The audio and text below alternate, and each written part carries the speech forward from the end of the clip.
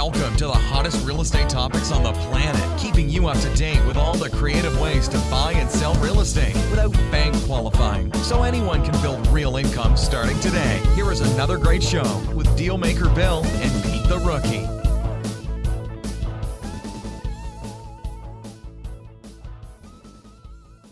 All right, here we are in another episode of Flipping Houses for Rookies.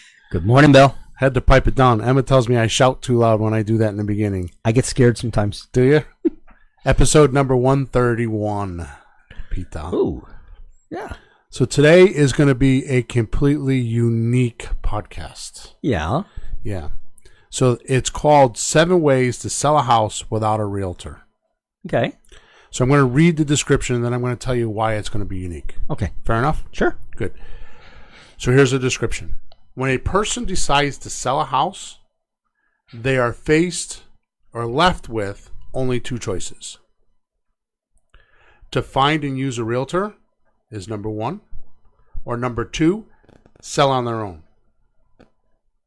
Which begs us to think, how hard could it be to sell a house without a realtor? You know, for the seller. Right. Right? Yeah, sure.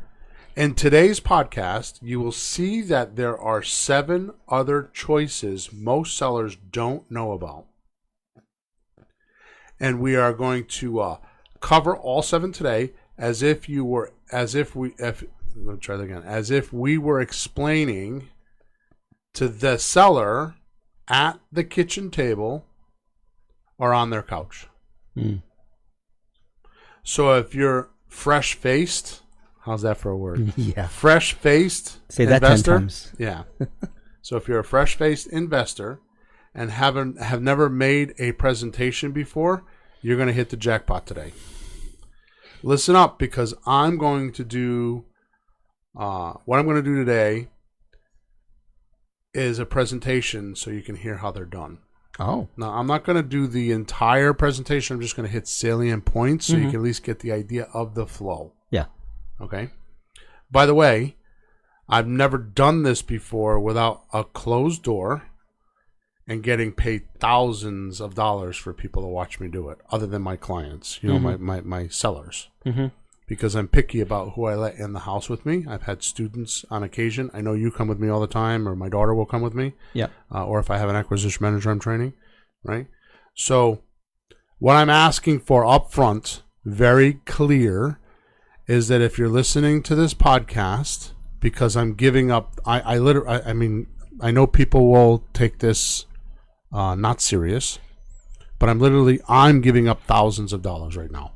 Because for me to do this is a seminar, because we've done them. Oh, yeah. We've done them at the Mohegan Sun. We've done them at the Hubcap. We've packed the room. We've had enough people in there that we get paid. I get paid, and you get paid, or we get paid thousands of dollars to do this. And we're going to reveal it on today's podcast. So in exchange, what I'm asking for up front, because it's all going to be just about you being the seller and me being the investor, and talking and kind of like coming up with some things and just going through what we talk about. I'm asking that you go give us reviews. So go to flippinghouses4rookies.com/podcast, and there's a place to give us a review. So please, if you listen to this podcast, please give me some exchange and just go give us a review. Good, bad, and just go give us a review. I mean, I hope they're good, but I can't tell you to go give us a good review because that's kind of biased. But just in exchange for me doing this today, I'm expecting people to give us reviews. And I think that's more than fair. What do you think? No, it's really valuable. We ourselves, I actually saw one of your presentations, the information, when I first got started, it was like an old write-up. And you hadn't been using it. Then we went, oh, wait a minute. Right. We actually pulled it back, revamped it, and it's a killer. I mean, it makes a total difference of thousands of dollars on every deal. Right. Thousands every deal. Right. You know. So the first thing that I want to reveal is that the entire presentation is going to end with getting to the cost to sell worksheet, which I'm not going to share, because I'm just not going to do that. the presentation leads up to how much equity or how much profit the seller is going to have when they sell the house. And that's what we're going to negotiate. We're not going to negotiate, he's selling a house for $200,000, I'll give you $190. What we're going to go negotiate is we find out that he's got $38,000 worth of equity, and that's what we're going to talk about. So when you're listening to this, you need to understand that that's where we're going. That's the target. Yeah. And people don't know that. I've talked to people. I try to explain it once in a while, and they don't, sometimes without a full presentation, they get mad at you. What are you talking about? What do you mean equity? I want $200,000 for my house. How much do you owe? They don't understand that it doesn't matter what you sell the house for. What matters is what you put in your pocket when you leave. Right. And that's the only part that matters. So the presentation that we have gets to that point. Everything else is irrelevant. Right. What happens is if you do it without the presentation, it's too steep of a gradient. Yeah. So I'm not talking in houses. I'm just talking chatting with somebody, blah, blah. But you have to go through the information to get their head straight on it. Right. So what this does is it's going to give us a sequence, a gradient sequence of getting to that point. Yeah. Now, I will tell you that we are going to do this today, and we're going to chit-chat about things, so it's not going to be my full presentation, but it takes me, and, anybody that knows me, I'm a talker, okay? I'd like to think I'm a talker about things that people want to hear, and I like to make sure people understand, especially if I'm going to buy a house, what we're getting into, especially if we do one of the deals where we're like getting a deed and all that kind of stuff, okay? Because I'm going to live with them for a while. Yeah. So I make sure they understand. Okay. But this takes me about 90 minutes between the walk around and the actual presentation talking. It's a minimum. I've been in houses 3 or 4 hours. Because there's things that come up and they have questions and we get people on the phone and we do all kinds of things. Sure. Okay. Not often, but it does happen. Okay. Oh, sure. But please note that you do spend a lot of time listening too. Yes. You're not just yapping at folks. This isn't a sales pitch. This is listening, understanding what's going on, and finding a way to appease them, help them with the right deal. Yeah. Which only listening can get you to the right talking back at them. Correct. Okay. So a lot of a lot of my students go into a house and try to deliver a seminar. Yeah. They try to take what they learn from me and others, and they're trying to teach it to their seller. And it's much like a person with a broken leg going into the doctor's office, and the doctor explaining how he got to the point where he could fix the leg. No, just fix my leg. Right. Just fix my leg. So sometimes some people are curious. Yeah. But most just want the leg when fixed. I go to the dentist, I lean back and I say, fix it and tell me when I'm done. I don't want to know anything. Right. Just fix it. All right. So here we go. So you ready? Yes, sir. So we start off with telling them right away why we're there. So who are we? Because if you remember, one of our formulas are to communicate to a motivated seller, to find and communicate to a motivated seller. Right. The second thing we need to do is tell them what we do. And then the third thing is find out what's needed and wanted. And then the fourth thing is give it to them. And this presentation is kind of set up that way. It was totally set up that way. Right? So the first thing we're going to do is step 2 of that formula, which is tell them what we do. Okay? And that's going to encourage them to understand that we're a person that could help them. Right. Okay. So start of presentation and how we're going to be talking to the seller. Now we're going to stop talking to the listeners and just start talking to the seller. Okay. So Peter, I'm here to buy your house today. It's a beautiful house. I really enjoy it. So what I want to talk about today is how you can sell your house as is for a fair price on the date of your choice without fees. What do you think? Well, that's what I'm trying to do, I guess. That sounds good. Right. Okay. So by meeting with me today, we're gonna leave this meeting with at least 3 things. And here's what they are. All right. Number 1, we're gonna come up with a price for your house. Now, I'm an expert. I've been in the neighborhood. I've been doing this for 15 years. Myself, I've done a few hundred houses. I feel like I have the ability to tell you what your house is worth. Okay? Sometimes I can give you an exact number. Sometimes it's a range because, there's some neighborhoods where you're like in the middle. Your house, I can give you an exact number. Okay. That'd be great. Yeah.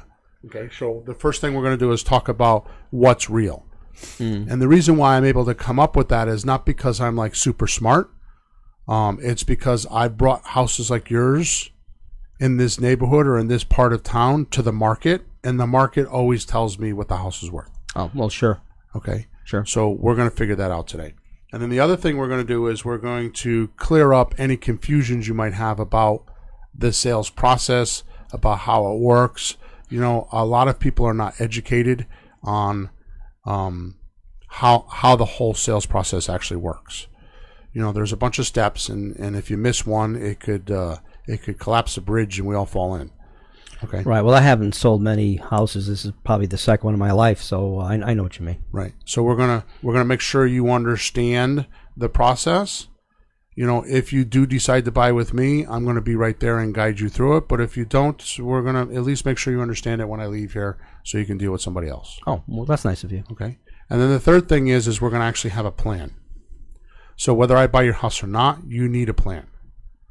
And if you don't have a plan, it won't go so well.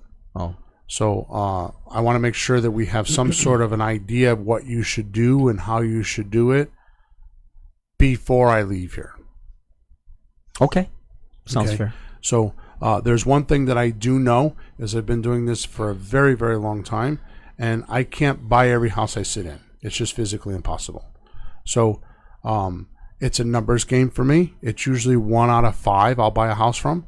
So if you're that person, then great. But if you're not, I'll gladly just part as friends, and I don't feel like I'm wasting my time. I don't feel like you're taking anything from me. I feel like we're just going to chat about it, and if it works for you and it works for me, then we execute a plan and we move on our way. Does that make sense? Yeah, it sounds fair. Good. Sounds real, I guess. Good. So one of the things that I have to cover with you right away is things that you can avoid once you put your house up for sale. Okay? Oh, yeah, like what? So there are certain things that you want to avoid or most want to avoid. Now, I don't know. We'll talk about it and see what works for you. Mm-hmm. Some people, they don't, these things don't bother them. Some people, they really bother them. Oh. Like, for example, putting the house in the market entirely. Like just dealing with a realtor and a contract and just having a sign out front and just putting the house on the market entirely. Mm-hmm. Another thing is, I've looked at your numbers and this is not the case with you, but coming out of pocket with money because you don't have enough equity to be able to cover the closing. Oh yeah, I don't want to be that guy. Yeah. So if there's not enough money, then you'll have to bring money to the table. Okay. Which we can still buy those houses. Actually, I'm a specialty. I specialize in those kind of houses. Really? Yeah. And it's pretty interesting. It's a delayed cash out. You're not going to get cash right away, but you are able to sell the house if you have no equity. Oh, well, that's good for those guys. Yeah, exactly. Okay. So the other thing is that this is a big one. You don't have to rely on an agent performing or keeping their promises. Mm-hmm. Now, like I said, I've been doing this for 15 years. I've done thousands of presentations, and almost one for one, every house I sit in, I end up hearing some sort of a story about a realtor that didn't go well. Yeah, I've heard a couple myself. My sister-in-law, never mind, it didn't turn out so hot. Right. And I don't think it's the realtors themselves. I'm not like bashing realtors, but I just think their system isn't for everyone. It's like the old saying. They're trying to make everybody happy, and nobody's happy. Oh, you know what I mean? It's like it's not niched enough. Oh, it's not flexible enough for the individual. Okay. So the other good thing is you can avoid having to do any fix up or work that picky buyers want done. Yeah, we were concerned about that because we haven't renovated the house or updated it, and we have some concern of if it'll sell the way it is, and if we have to put money in and then not get as much back. We weren't looking forward to that part. Right. So you don't have to do that. You can avoid that. All right. Oh, good. A lot of times what happens is people will want to move on to another house, and they become an accidental landlord, or an unwanted landlord. So we can avoid that as well. Okay, so you don't end up with 2 mortgage payments. Because the only reason why you would become an accidental or unwanted landlord is because you have 2 payments and don't want to make them. Either can't make them or don't want to make them. Oh, two isn't good. Yeah. That happens a lot in divorce. You know, like people divorce, they end up with a house, and then later on they meet somebody else and they're living with somebody else, and they got 2 payments and they can afford it. You know, but Well, it's a waste they of just money. don't want it, yeah. So we can help you avoid that if that's the case. All right. So one of the things that is probably the most, it actually should be number 1 on my list, but it's just not, because that's how I wrote it, right? Is counting on a bank to approve a loan for your buyer. Oh. That's a struggle, Mm. right? Because until you actually do a closing, in fact, I will tell you that just recently I did a closing, and we closed, and 3 days later they tried to undo the closing. After the closing? Yeah. So even though we closed, the FHA, the government loan, the FHA appraiser was giving me a hard time about some window that he didn't feel like was repaired, and they were trying to retract the loan. After the closing? Right. Wow, that makes wow. So, I never heard of that. Yeah, it happens. It doesn't happen often. That's a rare case. But my point is that you never really know that you're closed until many days afterwards, right? So what I'm saying is you could avoid that if you decide to do business with us. Well, I wouldn't want to have to worry about that. Yeah, exactly. So another thing that happens is when you can avoid struggling with uncertainty of when you will sell the house. I'm right here buying your house. So whatever we decide is what happens. So for the timing. Yeah. Wow. For whatever. The money, the timing, and we're going to talk about all this today. Okay, so when I leave here, you're going to have exact numbers, exact timing. You're going to get what you want. I'm going to get what I want. It's very beneficial. And if it doesn't work that way, like I said before, we just part as friends. Okay. Okay. All right. So the other thing is like I said before, sometimes you'll be making a payment that you just can't afford. I've had a lot of folks, I'm not talking about foreclosure or desperateness. I don't deal with desperate people. But if you are truly struggling with a payment and it's just too much money, maybe your job changed, maybe you got a job transfer, maybe there's a whole bunch of reasons why I buy houses. But we can avoid all of that by actually striking some sort of a deal that works for both of us today. Okay. And then this is not your case, but one of the things that we can help people with is making payments on a vacant house. Oh. Oh, yeah. So, that's obvious, but some people have vacant houses and they're making payments on them, and we can help them with that too, right? And then most important, we can help you with the stress of actually selling the house, right? Because you don't need to do that. One thing that you'll find with me is that I always make sure that you know what the next several steps are before they happen. So I try to keep surprises out of the transaction. Okay. Now, I'm not saying I can guarantee that 100% because you never know. Yeah. But I've done this a lot and I have a lot of experience. Okay. Okay. So those are the things that you would want to avoid. Okay. Now I want to talk about the benefits that we can bring to you. All right. So the first thing is you have an instant sale. An instant sale. Okay. Which means you can move on with your life. So once we do whatever we're going to do over the next week or two, if I buy your house, or whenever you're ready, then it's done. You can just move on and not have to worry about it because it's done. Well, that's nice to know, because if we use a realtor, we'll be up to 6 months, beyond, more or less. We're not quite sure, and it's nice to know, right? So we can plan our next move. Right, which is one of the things we wanted to avoid is the uncertainty of when you'll sell. Okay. Right. So the other thing is that we can help with is debt relief. Now, in your case, you don't need that, but a lot of people, they just don't want to be making those payments. Okay, and again, this is not, I don't deal with foreclosure. I don't deal with desperado people because I've done that in the beginning part of my career and I didn't like it. I'd rather just deal with somebody that just wants debt relief. Okay. Like I said, a divorced couple has 2 houses. They just don't want to make an extra payment. Right? That kind of stuff. Mom and dad, passed away, and now they have a mortgage payment. Mom and dad's estate is paying for it, but they don't want to chew up their money. Oh, no. You know what I mean? So that kind of stuff. You don't have to do any repairs because I buy the house as is. Okay, so you don't have to worry about any deferred maintenance. Like your house is a beautiful house, but it's dated. Yeah, and we're worried about that because there's some houses that are completely renovated, they're brand new. People seem to like that, and how would ours match up with that on the market as far as the sale? So we were going back and forth, should we, shouldn't we? And it doesn't seem to make sense, though, because you put a certain amount in, and will we get that back? So that was a concern we had. Right. Well, that's a legitimate concern. Okay, so the other thing that we can help you with is, and this is probably my best benefit. I didn't know it when we first started doing it, but it's turned out to be like the best thing ever. You take what you want out of the house and leave everything else. It doesn't have to be broom swept. Oh. So you just remove what you want, and if you don't want it, you just leave it there. Now, there's a caveat to it.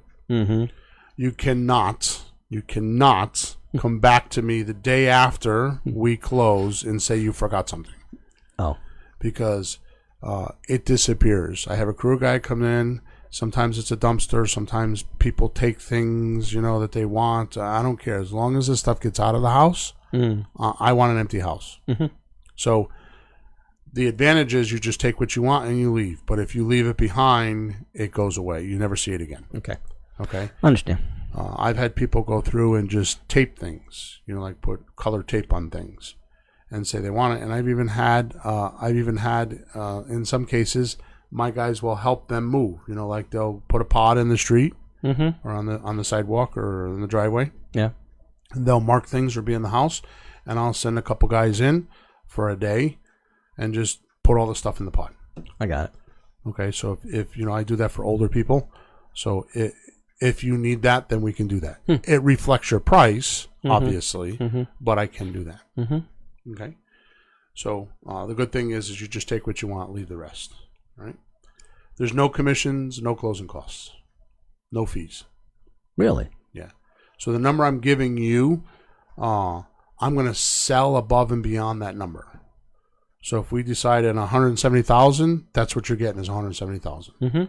Because when I sell, I'm selling for more than that. So my money will come in. My money will come in form of profits after I sell, because I know I have formulas and I know what I have to do. So once I promise you a number, that number is what you get. Now the only thing that will come out of that is 2 things. Often I can't pay your conveyance tax because it's like a personal tax for you. So you'll have to pay your conveyance tax, which is 1% of the sale. Yeah. And if you decide to hire legal counsel, like an attorney, I don't know your relationship. He could charge you $200. He could charge you $2,000. I'm not going to pay that if you decide you need that, but that's your own discretion. Other than that, so we don't need attorneys? I do a lot of deals without attorneys. My attorney is going to draft paperwork, and we're going to present it to you, and it's going to be in regular English, and you could read it and understand it. Oh. There's not anything, which, by the way, that's one of the things I'm going to talk about is I'm going to explain everything to you, and I'm going to take care of all the paperwork. There's no difficult things to understand. I mean, if you can read, then the paperwork is fairly simple. Okay. Yeah. In some cases, it's only a couple pages. I mean, no more than 6 documents. Okay. Single page documents. And they would protect me as well? Oh, yeah. I have to protect you more than me. Why would you want to protect me? Because I don't want you to come back later on and saying that I did something dishonest and I have more to lose than you do because I have more than one house. So the reason why I've lasted 15 years is because I just make sure that I take care of you before I take care of me. Okay. The truth is that this is a big decision for you. It's not for me because I do it every single day. This is like going to the auto mechanic. You really don't know how about cars. If you did, you'd fix the car yourself. Right? If you knew how to sell this house, you'd be pitching me right now on what I need to do. Does that make sense? Yeah, no, that's kind of impressive. Yeah. So the point that I'm trying to make is that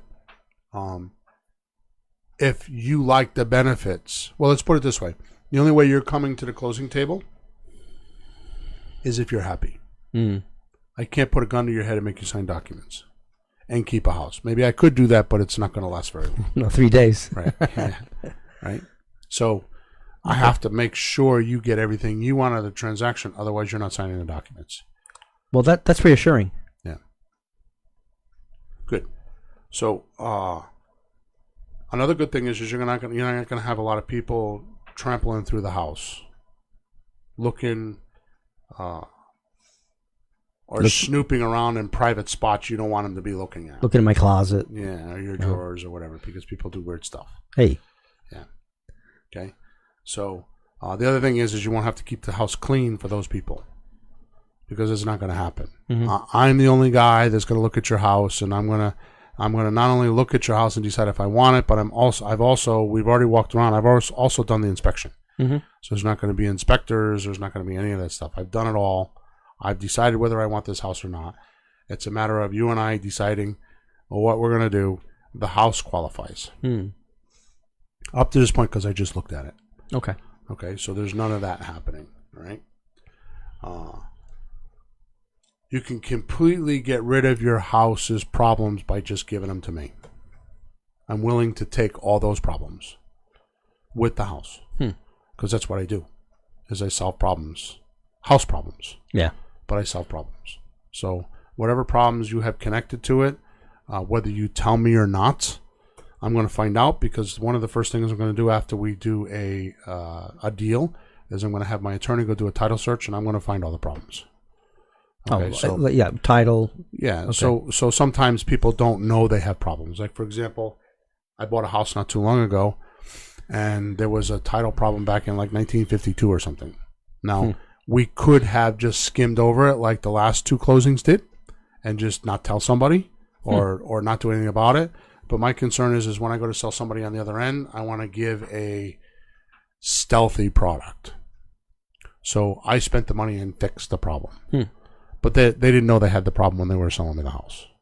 So a problem with the deed? Yeah. Really? Yeah, it was a bit clouded, which could have gotten away with. I could have stumbled through it like the other two closings did. They got around it, huh? Yeah. Like it didn't come up? I didn't want to do that. So it was an easement issue, with a driveway and stuff like that. So I just fixed it. And not to keep you in a mystery sandwich here, but basically what happens is when you do that kind of stuff on a deed or the title, they put what they call an addendum, which is a separate piece of paper that explains it. Right. And that gets filed on the deed. The person, when they did this deed originally, put that language in the deed. Oh. So it didn't go along with the other deeds, because it didn't say there was an addendum, and it didn't follow the deed because they didn't read the deed.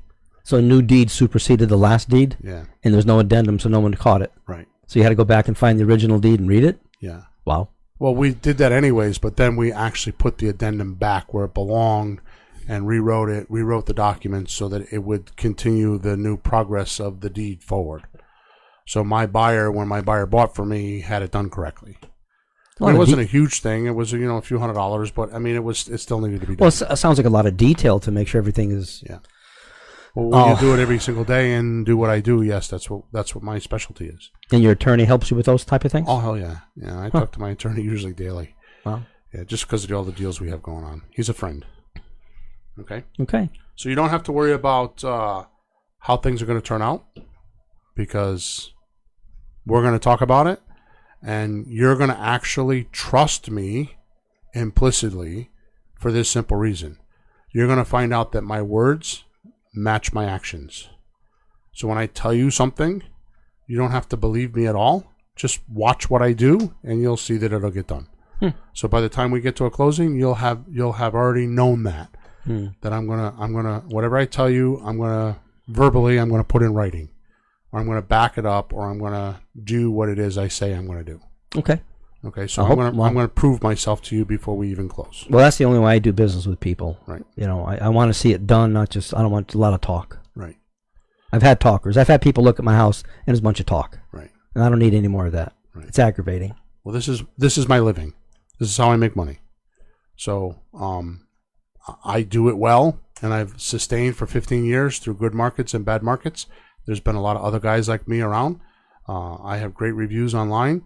That's all because of that. That simple reason is and I'll tell you, if I can't do it or I don't know, I'll tell you, I don't know. I got to go figure it out. Or, whatever. But I'm just going to tell you straight up what's going on. Because at the end of the day, you're going to figure it out anyways, especially in today's society, with social media and internet and Google, and you'll figure things out. It's not like I would do the same with you. So if you're not honest with me, if your words don't match your actions, then I'm not going to want to do a deal with you either. I mean, it goes both ways. It's not just a one-way street. Okay? Make sense? Sure. Yeah. Okay. Good. So you'll have freedom. You'll finally be free of the house. You won't have the chain and ball to the house anymore. You'll be done. Well, it's a two-way street. There's a lot of memories in this house, but there's reasons that we have to go. So it's kind of a mixed bag, Right. So the best part is that you'll stop looking for the buyer, because really, if you think about it, a realtor, that's what they're looking for, is a buyer. Yeah. But I'm the buyer, and I'm sitting right here. Huh. So look no further. Okay. So if we can work out the money, then if we can work out a deal, then you don't have to look anymore. I'm sitting right here. Okay. Good. So make all sense. So we know what to avoid, and we know what you're getting for benefits. Okay. So the next thing I want to talk about is the law of gross versus net. Okay. So the first sounds like my paycheck. Exactly. I was just going to say, the first thing I want to do is talk about your paycheck, so you get a good idea what I'm talking about. Oh, I know what you mean. So like you make $20 an hour, right? No. I'm just saying, if you make $20 an hour, you don't make $20 an hour, and you work 40 hours, you think you're getting a check for $800? Yeah. No. Why? Because there's things that come out of your check. Yeah. Things like federal taxes, right? You got to pay the federal government. I don't know why, because they seem to fight all the time, but we got to pay them. Yeah. Right? You got to pay your state taxes. You're going to have to pay your FICA, which is Federal Insurance Contribution Act, right? In other words, Social Security, right? You have to pay, a lot of times, insurance, right? Maybe Medicare, 401k, retirement programs, all that stuff comes out of your health pay. savings account. Yeah, whatever Insurance. it is that you have come out of your check, it's going to leave you with a net check of maybe $550. Yeah. After working $800 worth. Yeah. Right. Oh, so yeah. that makes sense to you, right? You don't like it, but it makes sense. No, right? I had this conversation with my son the other day. He over the last 2 years, he's gotten $20,000 worth of raises, and his take home was like $8,000 more. Yeah. A lot of it went this way and that way. Right. So all these come off the top, and then you get the net check. So the gross number means $20 times 40 hours is $800. That's the gross number. Yeah. And then once you subtract all these other expenses, it comes down to the net number. Let me help you with that definition. The net number is the cash. That's the spendable cash. That's HIP National Bank, baby. That's money you put in your pocket and you spend. I understand, because it's not quite always enough. I understand. Okay, so the net is what you get at the end, right? So, in other words, I call that either your corrected gross income or adjusted gross income. So it's the amount of income you get after you peel all the expenses off the top. Right. Okay. Now, here's the amazing thing that you don't realize, and I'm boasting right now, I'm being arrogant, but you are so fortunate to meet me because of this one reason. When you sell a house, nobody Nobody talks about the net number. Reason why is the realtor system gets paid off of the gross number. So if they sell your house for $200,000 and they get their 5 or 6% commission, that's all they care about. If you notice, if you've dealt with a realtor, they don't even ask you what you owe. They don't know how you're going to close. So if you're selling a house for $200 and owe $225, they don't know that unless it's a very, very sharp realtor, which is about 1 out of 10 or 1 out of 20, maybe more. But the point is that most realtors do not ask that number because they aren't aware that the net number is what you care about. So when you sell your house, what do you care about? Well, it's weird you mentioned that because we haven't been thinking about it out loud, but of course we're thinking about that, but no one's talking about it, so we don't get that conversation going. Well, why are you selling your house? Well, we need to move and relocate to another town way down south part of the state, and we need some of that money to move. Okay, so the first part of it I heard blah, blah, blah, and what I actually heard was we need that money. That's the reason why you're selling the house. Yeah. I mean, at the end of the day, you're selling the house because this is like a savings account for you. Yeah, we put a lot of money into this house. Mortgage payment. Right. A lot of interest. So it makes sense that you know how much you're getting before you start, right? Well, yeah, you can do that. Yeah. So the things we're going to talk about today is just like your paycheck, where there's gross versus net, your house is the same way. So there's things like marketing, your buyer's discount, in other words, how much you negotiate, right? Your closing costs, which we're going to talk about that too, right? Deferred maintenance or repairs, right? How much are those, right? And how much are they going to affect the sale, right? And sometimes you have other expenses and costs too. Like I was talking about before, the deed restriction or other things come up. Right. Right. So let's start off with the most important, the pink elephant in the room, okay, the realtor. So you might be able to bypass the realtor. Like if I sell it myself. Right. But what you can't bypass is the function. So what happens is the realtor's job is to find and bring you a buyer. They don't know that a lot of times, but that's their main job, is to find and bring you a buyer. Most realtors try to be a consultant. They're not, and they're trying to do paperwork and do things that they're not trained to do. They're trained to find a buyer and bring them to you. They find them on the MLS, which is their multiple listing service. Yeah. And they bring you the buyer. They sign a purchase and sales contract, and then they hand everything over to the closing agents or the legal beagles. Oh, right. And they just coast along after that because they've done their job. So if you're not going to hire a realtor, you still need to do the function. You need to have some sort of a marketing campaign to be able to get your buyer or find your buyer, because you got to go out there and tell people, hey, my house is for sale. Right? You have to come out of non-existence, like with other people. Like they don't even know you exist. I mean, you drive down your road, unless you put a sign out front for sale, how does anybody know the house is for sale? So is the sign out front enough? Is the neighborhood enough? How far do you have to go to find your buyer? How much money do you have to spend?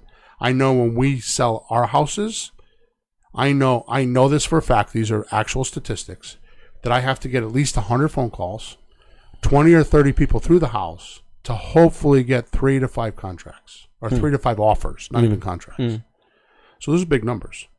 So if you're not going to spend the money on a realtor, you need to spend the money on marketing, because you need to let people know that it's there. So you can replace the middleman, but you can't replace the function. You need to get out there and outflow. By the way, this is the exact reason why 87% of for sale by owners go to a realtor, because they haven't done this one function. They haven't spent the money or allocated the money or tried to market the house correctly to get enough people to call them to show them the house. Yeah, I don't think I would know how to do that much marketing. Right. I don't have an MLS. Right. Which is what we specialize in. which is why we're able to do what we do. Okay, but that's what I'm telling you. You need to know these things before you make those decisions. Yeah. Okay, which is why we were talking about earlier some confusions, because you may not have known that before we had this conversation. Make sense? Well, I hadn't thought about that part of it. Thought, some of those websites, put some signs and some ads, and you get a buyer. Right. And it sometimes is that easy if the market is really hot and you have the right house, which the market isn't hot right now, and your house has deferred maintenance. In other words, it's not that brand new kitchen that somebody just spent 20 grand on. It's not that house they saw on A&E that was just renovated. So I'm not saying it won't sell. It's just that you have to compensate with that with more marketing, because you have to go deeper into the pool to find your buyer. Okay. Makes sense? Yeah, I get it. The other thing is with a realtor is time is their friend.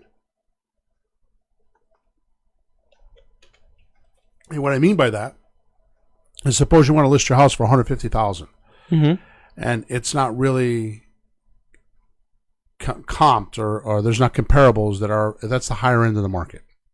It's too high? For example, let's say the houses in this neighborhood, I'm making up numbers now, but the houses in this neighborhood are selling for $150,000. Yeah. But those are with brand new kitchens, brand new bathrooms, 2-car garages. Your house doesn't have a brand new kitchen, doesn't have a brand new bathroom. It's got a 1-car garage. Right.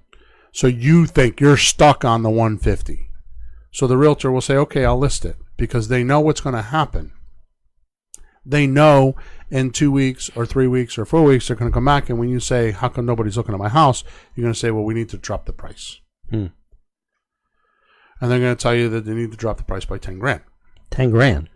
They always tell you that. And here's their philosophy. Well, you have a group of buyers that are in the market that are searching for a $150,000 house. Yeah. If we're at $150,000, we're losing the ones that are willing to pay up to $140,000. Because when they search, those aren't coming in the search because we're searching too high. So by dropping the price down $10,000, we pick up a new group of people to look at the house. Oh, geez. That's their philosophy. Most of them. Okay. Here's the interesting thing, is if you're paying 6% commission, which is a higher number, a lot of them do it for 5%, but just for mathematical reasons, they're paying 6% commission, right? Right. So you have a buyer realtor and a seller realtor. So they split the commission. There's usually always two of them. Sure. So it's 3% and 3%. Yeah. Well, what happens in most agencies is the broker who owns the agency has an agent that works for him. They split the 3%. Oh, so now he gets 1.5%. Right. Boy, it's not looking so hot anymore. Right. So what happens is, for him, when he drops the price for 10 grand, how much did he really lose? Oh, like $150? Right. Wait a minute. I'm losing 10 grand. He's losing 150. Right. So that's how he comes back and was like, oh yeah, we'll just drop it 10. And really what it's doing is it's making his job easier so he can go find a buyer with a reduced price. So he's trying to create a fire sale. But I just lost 10 grand. Right. Exactly. That wasn't real in the first place because it was overpriced. Exactly. And why he didn't tell me that in the first place? Exactly. Why didn't he? I don't know. That's how the system works. He's just making me happy? They have a philosophy that the more listings they have, the higher chances they have of closings. So if he's got 3 listings, he's got a chance of selling a house 3 times. If he's got 23, then he's got a higher chance of having a closing every month. And that's what's taught in Realtor School. Where we're different, because we only sell 1 or 2 or maybe 3 houses in a month, we completely concentrate on that house because we have nothing else to do. So my guys that sell my houses only have a few houses to sell. So we're constantly in the houses, we're constantly marketing them, and we're constantly paying attention on just a few houses. We're not just throwing a nickel into the reservoir and hoping that it turns into $100. Okay? Okay. So it just, again, I'm not bashing realtors. It's just how their system works. It's just the way it's set up. Okay? Which makes it a little bit different. Okay. Doesn't sound so hot. Well, for some people, it works perfectly. For some people, I teach investors how to do this because I've been doing it so long. Yeah. And one of the things that I have noticed over my career is that some investors think they're just really hot shit. They think that they're just the cat's meow to investing, and they have it figured out. And I'll look at what they're doing and say, yeah, that kind of works, but it's not sustainable. What I have found is those investors, the market made them good investors, because when the market's hot, it's not hard to buy a house for a low price, do some contracting work, and then sell it for a high price.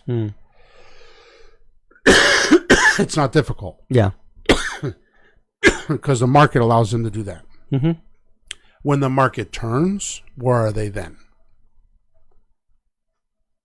So I find that with realtors too. Some realtors are just really good because the market's hot and they're paying attention. It's when the market turns that they have trouble. Now, one of the things I teach my investors when I talk to them is, if you want to know how good a realtor is, just ask them how many houses they've closed on in the last 12 months. And if it's less than 20, he's not your guy. Because an average realtor is considered good at 12. Because most of them are part-time. Yeah. It's a second income, and they're not fully paying attention to your deal until somebody comes along and say, I'm interested. Ooh, ooh, ooh. They raise their hand. Ooh, ooh, ooh, I'm interested. Then all of a sudden they see a commission, and they start paying attention. Does that make sense? Yeah. Good. Okay. So now what I want to talk about is the closing costs. Okay. So it's about 3% of your sale just for the closing cost. And the things that are included in your closing costs are things like document preparation. Sometimes there's a loan payoff request. These are not a lot of money, but they add up when you start putting them all together. Sometimes you have prepaid property tax that happens quite a bit in our town. Oh yeah. So what happens is I have to, the way the taxes are, either they're behind or they're ahead. Sometimes I'm giving the buyer money, and sometimes the buyer's giving me money. Okay, so there's always a property tax adjustment, because towns only charge taxes twice a year. Right, sure. So the likelihood of you falling right on that same day is not. No, there's going to be an adjustment. Excuse me. So you have to consider that as part of your 3%. Okay. There's deed conveyance tax. In this state, there's 1%. I know in other states it's different, but at least 1%, which is what I was talking about earlier. So if I buy your house for $170,000, that's $1,700 in a conveyance tax. Sure. That means the state of Connecticut is going to charge you $1,700 for you to change the deed from your name to my name. Kind of nice, huh? Yeah, thanks. Yeah, exactly. Thanks. And then there's recording fees. There's overnight express fees. Sometimes that could add up. I've had it as high as $300, $400, $500 for, because it's $30-$40 every time they do an overnight, and they're in a rush because somebody didn't prepare their documents, wasn't paying attention. And then there's things like title searches or title exams, all these kind of things. They add up to 3%. Okay. Then the next thing we have what we call the discount, the buyer's discount. So on the MLS, if you have somebody, you can get evidence of this because there's a number in the MLS that talks about the buyer's discount. So whatever the seller lists for, and then they eventually sell for, there's a number between the two, because it's not often that you put a house on the market for $100,000 and 20 people come and say, I'll give you 110. That'd be nice. Usually they're like, I'll give you 90. Yeah. And there's negotiation. Yeah. So that average is 3%. I will tell you, in New Haven County, I've seen it as high as 5 and 6%. Really? But we're going to use 3% because that's kind of like a national average. But in this county, I've seen it as high as 5 and 6%. Okay. So there's at least 3% negotiating, because like when you bought the house originally, you didn't come and pay full price, right?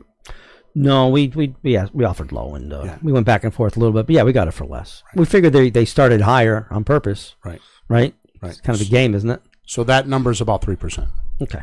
Okay, on an average, right? Okay, so at the end of the day, here's what happens. You have about 6% for your marketing. Mm-hmm. Okay, and if you sell on your own, mm-hmm. Okay, if you're going to use a realtor, then you're going to spend it with 6% with a realtor. Yeah. Okay. Then you have 3%, which is the buyer's discount. Yeah. Right, and then you have 3% for deferred maintenance, which we didn't even talk about that. Mostly because I get all cranked up about that. Because what happens is in today's society, we have what we call an inspector, mm-hmm. and I feel like the inspector is charging $400 for that inspection, and he has to justify his fee. So he comes back and says, "Aren't you glad I found all these things wrong with the house?" And often there are code violations, like, for example, the back deck, instead of the rails being 6 inches apart, being 8 inches. No, I always get this backwards. Instead of the code says they need to be 6 inches apart, they're mm-hmm. 8 inches apart. Right. And he considers that a code violation. I know this because I've sold a lot of houses. I did a renovation on a house, spent $43,000 on a house, and ended up giving back $6,300. I call it bribe money because the inspector is just justifying the cost. The unusual part about it is he spooks your buyer, because most people don't understand construction or understand how a house is built. So he'll spook your buyer. So now you have to either throw money at them or fix things that may not need to be fixed just to keep the buyer in the deal, which is why I call it. That's a big dent in your it could be. In your equity. It could be. And your whatever's left for you. That's a big dent. Right. So the point is that the guy with the money makes the rules. So what I didn't tell you yet is that 81% of folks looking for a house don't qualify for a mortgage. 81%? Right. So, which is how we sell our houses, is in that 81% pool. A realtor or somebody using the MLS or selling in a realtor system mm-hmm. is working with the other 19%, and they know it. They know if they can get approved for a mortgage, that's like, if you want my money, you'll do as I say. Oh, boy. So in the inspection process, that's where it shows up. Okay, so it could be a little bit rough. My realtor, when I use a realtor, which is only about a third of the time, will not even submit my contract to my attorney until after we get through the inspection process. Really? She told me 50% of her deals blow up in the inspection process. And the deal's gone. The buyer gets spooked, and the seller can't satisfy them, and they walk away. Wow. Okay. That's discouraging. So let's recap, because I kind of diverted there. So 6% is for your realtor or your marketing. 3% is for your buyer's discount, which is negotiation. 3% is for deferred maintenance or inspection costs. And then you have 3% for closing costs. So that average is about 15%. 15? Mm-hmm. 15. Yeah. Well, add it up. 6, 3, 3, 3. 3, 3, and 3 is 9. Well, plus 6 is 15, right? Why does everybody talk about it costs 6% to sell a house? Because it doesn't. And this is exactly why we're doing what we're doing. Because before I even talk numbers with you, if you notice, we haven't even talked about the price of your house yet. And the reason why is because I want you to understand these things, so when you and I talk, we're on the same page. So when we start talking about how much and how you're going to get your money, you need to understand these things.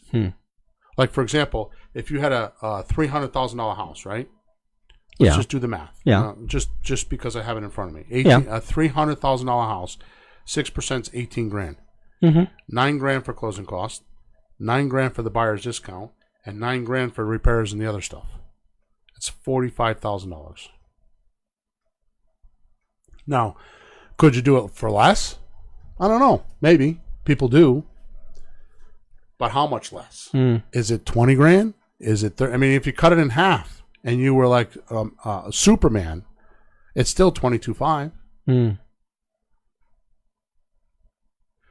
I'm not sure what I'm feeling now. I'm feeling kind of half glad that you told me and half not glad that I know, because it's like different than I was thinking. Right. But that's it.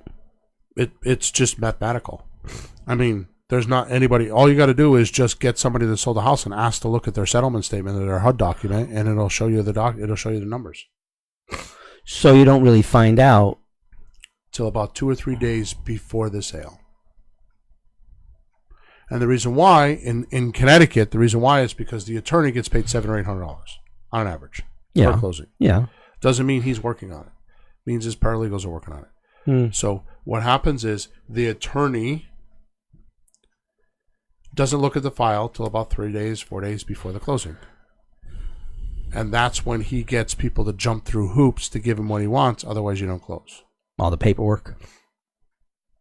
So if you notice, there's always a frenzy at the end of the sale because the attorney needs this, he needs that. And you're like, why didn't he tell me that like 2 weeks ago? Because he didn't look at the file 2 weeks ago. Some paralegal was looking at it and didn't notice it. But this happens all the time. Doesn't matter. Yeah, I'm saying this isn't anything unusual. No. It's just weird that we don't talk about it, and it's just not kind of common knowledge. People talk, how much are you selling your house for? Right.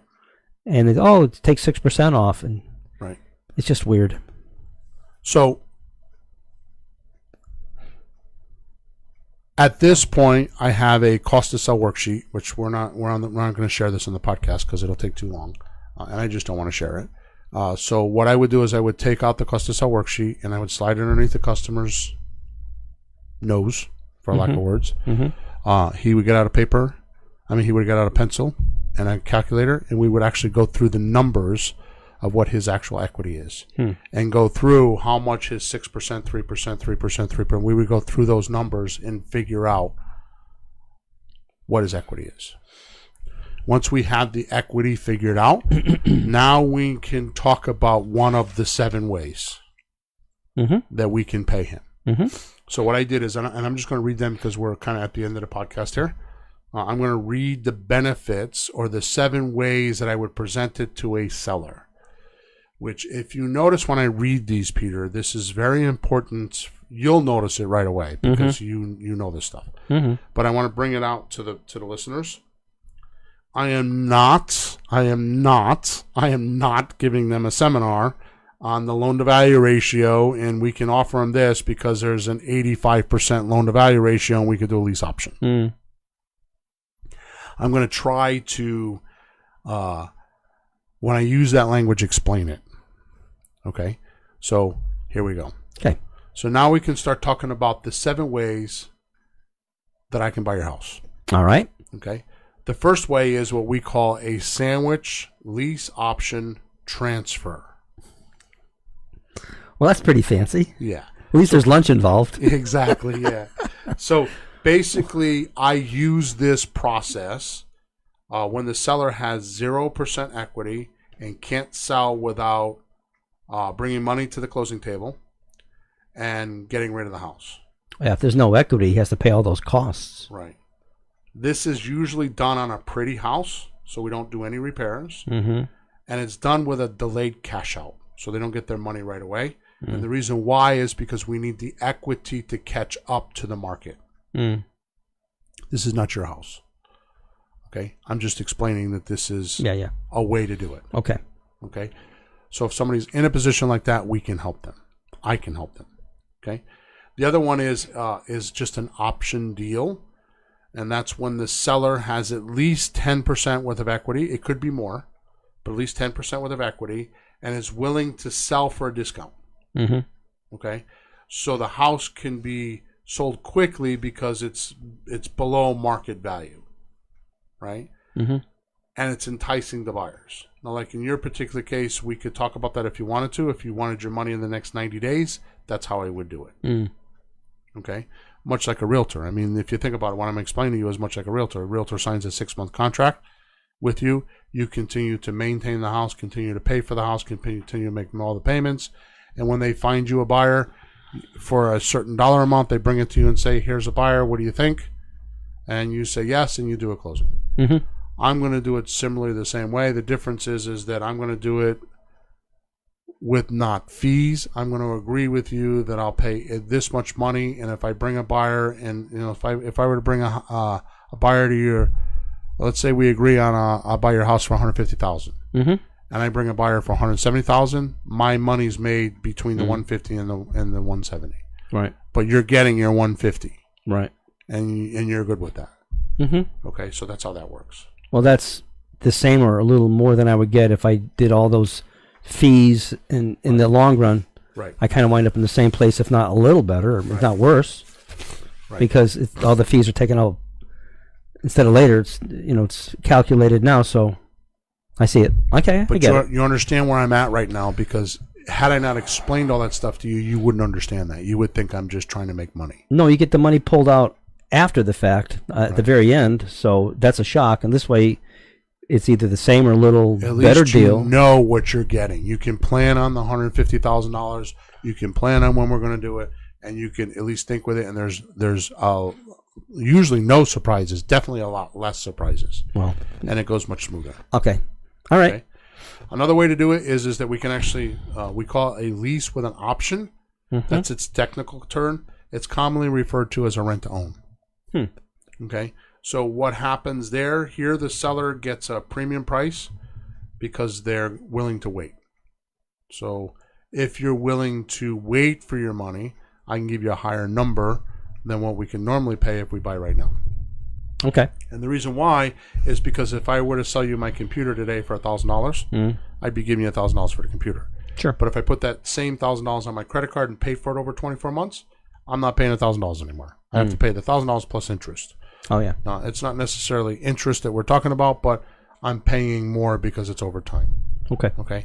Now, remember I told you about the 81% that don't qualify for a mortgage? Mm-hmm. This is how I sell to them. So they can't get a mortgage, but they want a house. So they're willing to pay a premium price to get a house. So I pass that premium price on to you. I got it. We pay all the expenses, the monthly expenses. It doesn't cost you anything. We're responsible for all the maintenance. We're completely responsible for the house. It's just that we need some time to get you paid off. Mm-hmm. If you allow us to do that, we'll give you more money. Oh, okay. That makes sense? More money sounds good. Yeah, and especially if you don't need it. Now, very often what I find is that most people don't have equity in their house, or a lot of equity in their house. And this works perfectly for them because they're not really getting anything anyway. So at least if they're not getting anything, and I can promise them $5,000 or $10,000 if they wait, at least they're getting something. Yeah. Because if they sell now, they're not getting anything. Okay. Yeah. If you owe too much after the closing costs and all that, you break even, or most people don't know about the 15% and think they're getting money. Boy, that must be disappointing. Yeah. That happens to a lot of closings. I guess I'd rather know now than be really disappointed. Exactly. 3 days before the house sells, and you can't back up from then. Exactly. You can't say, "Oh, never mind, you've gotten that far." Yeah, but you spend months and months worth of work, and you're pissed off, but you'll let the closing happen. You spent anyways. weeks and weeks and weeks trying to close, and then you say no. Then you're going to spend. What if you don't get another buyer? You just step back and start all over again. And what if he does the same? It's gonna be the same anyways. Right. All right. So the next one, which is the one that I like the most, is you sell us your house for what you owe on it. Mm-hmm. Obviously, I mean, I will have to talk about that because I don't, we got to look at your numbers. But here, what happens is I technically assume your loan. Now, I know a lot of people say you can't do that, but if you do it the way we do it, it's completely legal. Mm-hmm. The loan stays in your name, deed comes in our name, and you're 1,000% safe. Matter of fact, it is the safest way that I buy houses. Just for the simple fact that if I don't pay, the first thing the bank's going to do is, and before they go into foreclosure, is a title search. Yeah. And they're going to find out your name's on the mortgage and my name's on the deed. And I can almost guarantee you I'm going to have a lot more houses than you're going to have. So when we go to court together and we're shoulder to shoulder, who do you think the judge is going to go after? Oh. So it's much safer for you because there's more legal documents to hold me accountable.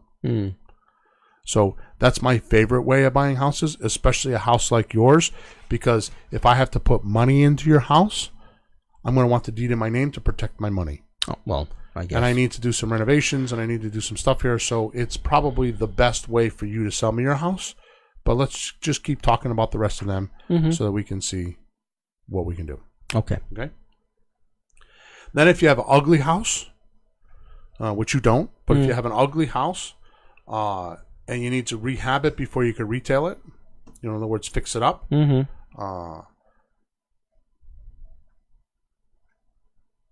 this is the way most people do it. Okay.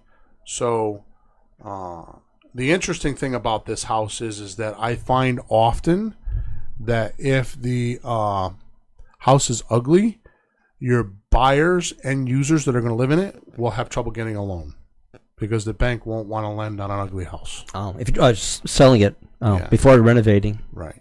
So even if you do have an ugly house and you wanted to put it on the market, the likelihood of finding that person that has a deposit money and the down payment money and the renovation money is kind of like trying to find a needle in a haystack. So when you say ugly, how ugly are you talking?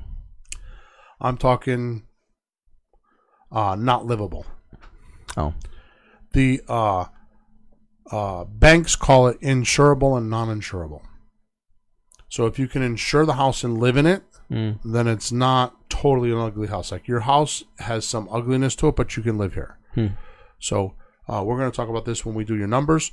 But at least with your house, I can find someone that's willing to do some sweat equity and do the work themselves, but they can live in the house. Yeah, because everything works. Yeah. I mean, the heat, the stove, the electricity, everything works. Right. Okay. Exactly.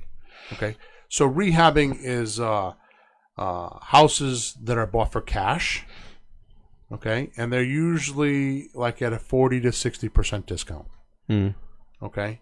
And this is where a lot of investors get a bad name because when you hear the word investor, you automatically think, oh, they're going to try to rob my house. Because this is the only way they know how to buy their house. They don't know the other 6 ways. Right? So, or the other 5 ways actually. But the point is that if you don't know how we buy houses, you'll think automatically as soon as you hear I'm an investor, then I'm going to want to try to rob your house. If it's ugly and I have to rehab it, or if you want all cash now, that is true. That's just how it works. Okay. Also, what happens is the marketplace right now is kind of indoctrinated with A&E, flip these house shows, and they feel like they've been educated. So there's a lot of people in the industry that really don't know what they're doing that, like I said before, are in the industry because the market's hot and they're getting away with it. So you have to be careful of that too. So you have to be careful of how they're going to do that, right?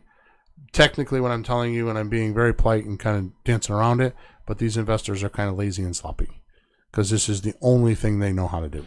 They haven't studied about how to really buy houses and how to satisfy their seller. They're just in it for them, make a quick buck, and go on the way at your expense. And if you want to do that, I would gladly do that. But that is the worst way for me to buy your house. Okay. And the next one is wholesaling, which they talk about quite a bit. Wholesaling is basically buying your house at a very, very deep discount. Okay. It's between, it could be a 60, 70, 80% discount. Okay. Basically what happens is the house is so ugly that nobody can live in it. It's completely a wreck. It's a non-livable house. Yeah. And the person that's buying it is actually buying and selling the contract, not the house. So what they'll do is they'll suppose it's a $100,000 house. They'll pay you $30,000 and they'll go sell it to their rehabber for $40,000. Oh, then they rehab it. And then they rehab it. So he's like a middleman. Yeah. So they have to buy at a severe discount to be able to have enough profit for him, and then the renovation guy, and then the buyer. So there's a bunch of profits that have to be made there. That's why it's such a deep discount. It sells at the bottom of the totem pole on that one. Yeah. So that's not your house, but that is another way that we buy houses, right? And by the way, I don't do that much of that because it's a crappy business, right? So because sounds it. Yeah, I'd much rather buy pretty houses than ugly houses. And then my favorite, and then we're going to get out of here, okay? So this is my favorite. And that's where you can, where I can actually pay 10 to 15% more for the property than anybody else, including the realtor. Really? Yeah. So, in fact, if you look at this correctly, you'll see that if I pay 15% over market value and I save you the 15% closing costs, I'm actually paying 30% more than anybody else could ever pay for the house. But how would you do that? It's when the house is free and clear and you actually give me owner financing. So if you're willing to let me pay you your equity and payments until I can get you paid off, then you can make a lot more money with your house. How long do you have to wait? We try to write those deals for 30 years, but very often we end up doing them in 5 or 7 years. What we have found is that most people live in a house about 7 years, or they refinance every 7 years. Oh, so I try not to do less than 7 years, but it could be much quicker because if I get because I'm going to deal with the 81%. Of people that can't get qualified for a mortgage. If I get them qualified in 13 months, then you get your money in 13 months. If I can get them qualified in 12 months, I'll do it in 12 months because I get paid when you get paid. So I have as much desire to get paid as you do, and I'm controlling the sale. So I'm going to get that person in, that 81%. I'm going to find out why they don't qualify for a mortgage, and I'm going to help them get qualified. And I have a team of people that are qualified to help them with whatever it is. Like sometimes it's credit. Sometimes it's they have a new business and they need 2 years worth of tax returns. Sometimes they need down payment assistance. They need to just build up their down payment. There's sometimes they just don't want to pay PMI insurance, which is pre-mortgage insurance, which means that if they're trying to do an FHA mortgage, they'll allow 3% down, but they have to pay pre-mortgage information. Pre-mortgage insurance if they don't have 20% down. Oh, okay. Yeah. So if they have 20% down, then they don't have to pay the PMI. So some people want that, so we'll wait till they get to 20% down. So there's a lot of reasons why we would help somebody. It's not just like I'm dealing with credit criminals or people with colorful pasts. There's a lot of other reasons. Okay. But we will help those people. But those people are willing to pay a premium for the house for us to allow them to do that. Otherwise, those are the folks that are stuck with rents. Right. Okay. So we pass that premium on to you. Okay. And that's why we're able to do that. Right. Interesting. The other thing is when I do this, the less down payment I pay you, the more I'll pay you for the house. Oh. So very often I don't put anything down or very little down, and I'll pay up at the end. Because I'm making you wait for the money, I'll give you more. But what if I need some money now? Well, we'll talk about that. I mean, that's not a problem. It depends on how much, but it does reflect the price of the house. Okay. So if I give you some cash now, it'll reduce the price of the house a little bit, but we'll talk about that when we get to that point. Okay. But the point is that this is a way for you to get the most amount of money for your house. It is positively the way. And if you don't need the cash right now and you're willing to wait a little bit, I like to do them all within 5 years, but the contract will say at least 7 years. Because within 5 years, I mean, the reason why I go 7 years is I know that there's a 7-year turnaround, refinance turnaround, that's average. But I also know that it's 1 out of 3 people that will actually get me my money or their mortgage. So I'll put somebody in the house for 2 years. And if they don't perform, I'll get them out, put somebody else. So 3 people is 6 years. And then each time I do it, I need a few months in between to get them out and get the new one in there. So that's why I do 7 years. That sounds like a lot of work. Yeah. It is. But that's what I do. And we have a team. And we spend all day, every day doing it. And much, much different than a realtor. We do them onesies and twosies at a time. We don't do 30 at a time because you can't. You can't have that much detail. But the benefit to you is, as we spoke today, is a lot higher than it is using it the other way or selling a house the other way, using the system the other way. Does that make sense? Yes, it does. So at the end of the day, I'm actually a professional home buyer, as you can see. Mm-hmm. Okay. You sound it. Yeah, because when I sit with sellers such as yourself and help them get what's best for them, that's being a professional, right? And after all,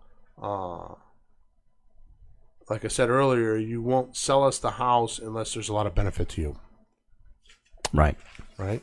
And if I don't create that benefit or know what's going on, then it won't happen. So my job is to gather as much information as possible, kind of organize that information, and then help you plan out how it fits your situation. What way could you sell the house that would fit your situation? And when we do it that way, it's life-changing because you're making a life-changing decision. Well, it's a big decision. It's a house. So I'm a professional home buyer because I'm able to sit down with you, able to ask the right questions, able to go over the right numbers,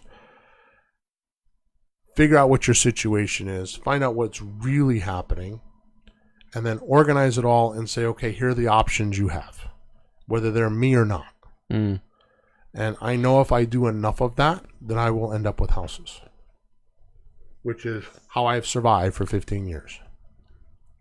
And I can't tell you how many times I've done this with somebody like you today, and I don't buy a house, and then 3 months, 6 months, a year later, they call me and say, you still doing this? Come see me. And I end up buying the house later. Actually, I will tell you that time changes everything, changes every situation. And about 36 or 37% of the houses that I buy are from follow-up, from people that will call me down the road that remembered me sitting doing what I'm doing with you and still wanted me to help them, or had a friend or somebody that wanted me to do this with them and actually educate them on how to sell a house and understand it. Right? Yep. So when it's done correctly, you have a very pleasant experience and you will always want to talk about it. And that's my intention if you do business with me. Okay. Well, sounds good. Yeah. That's it, Peter. How'd we do? That was interesting. Was it? Sure. Sounds a little bit different Actually, when we're sitting here instead of in the house because, obviously there's, I think we've been, what are we? I can't see the clock. An hour? An hour and 10? An hour 15? and 10 minutes. 17. Yeah, we're way past our regular hour. But that's okay. That was good to go through because I haven't done a house in a little bit since we sold the last two I did. So I'm looking for my next ones. And that was encouraging until I hear you talk because I actually want to hear you come to some of my houses and do that for me because you'll just do it better than I will ever do it. So we might as well. Experience. Yeah. Well, I'll never catch up then. So I might as well just let you do the talking once I find them, and we'll just go ahead. Sure. But it's really, I don't know what the right word, but to see you in a house with somebody, it's kind of remarkable because I think when you walk in, they're expecting something to happen. Yeah. Like some guy is going to try to buy my house, and I'll be resistant or something. And next thing you know, you're very disarming, and they're telling you their life story, what they're trying to do, and you find a way to actually help them do that. That's good for them, good for you, good for us, and kind of everybody wins. And somebody comes along and buys it, and they're happy. Right. So it's kind of remarkable that it can be done, where it's not like, hey, look, when I was in college, I went to a business school for a year. I switched to music school. My friend stayed in business school. And I would say, my roommate, hey, what'd you learn today that I didn't? Because I learned music. What'd you learn in business? They had the big fancy businessman. The way you get ahead in business is stab the other guy in the back before he stabs you. And they're teaching that. That was University of Hartford, 1970-something. Yep. I've heard them doing that at Harvard, at Yale. That's how they teach business. Yep. That's horrible. It doesn't have to be that way. Right. So when you walk in, I don't know what they're expecting, but they're surprised. And the success stories after the fact, after the price, whatever it is, the terms, whatever it is, they're always thank you so much. It's thank you, thank you, thank you. Yep. That's true. It's not hard you got them. I ask them what they want and I give it to them. Yeah. And if I can't, then I tell them no, I can't. But here's what I can. Yeah. But when it works like a charm. And they're not the easy ones. They're just whatever they are. Right. and some people in a bit of trouble, and you still don't take advantage of them because they get the help they need. And you have, and I have, the success stories to show it from people. After, like, we got it for how much? And they're still thankful because they understand how it really works, and the number was right. And they're out, they're on their way, they're in the car driving off. Thank you. Yep. Remarkable. Yep. Yeah, I think the last one we did together, she wrote, a 2 or 3 page testimonial. Yeah, I got a copy. It's nice. Yeah. Thank you. And I talked to them a little bit after the fact, in the middle of doing the renovation. I'll just stay in touch on something. Oh, thank you so much again. Yep. Yeah, it was real. It wasn't just, here, signs your paper, here's a gun through the head. That was real. Right. All right, so we're going to go over now. I am not going to apologize for a 1 hour and 20 minutes podcast today because it was different. But in exchange, like I said in the beginning, in exchange for revealing something that I normally get paid thousands and thousands of dollars to do. Now, I want you to know that there is more. That's not 100% all of it, but you get a gist of it. There is more things that we do in the house. There is more contact and more other things that we do to get closes. So you're not going to be able to just study this and do everything, but you will get pretty far with it. Okay. Obviously my advanced coaching, I'm not trying to pitch all that. I'm just saying that you'll get pretty far with this. At least you can understand now. Yeah. How it's a whole different view. Yeah. I mean, you never ever see any of this on the telly. No. You think you just go buy a house. You don't just go buy a house. Or in a seminar. You and I have spent thousands and thousands of dollars with a seminar, and nobody's ever done a presentation in front of me. So in exchange, I would like for you to go to flippinghousesforrookies.com/podcast and give us a review so that we can have more reviews, because that's what we're in the podcast business for, is reviews. Or you can go to flippinghousesforrookies.com/free stuff, and we got a bunch of forms and stuff there that you can get. Okay? Till next week, over and out.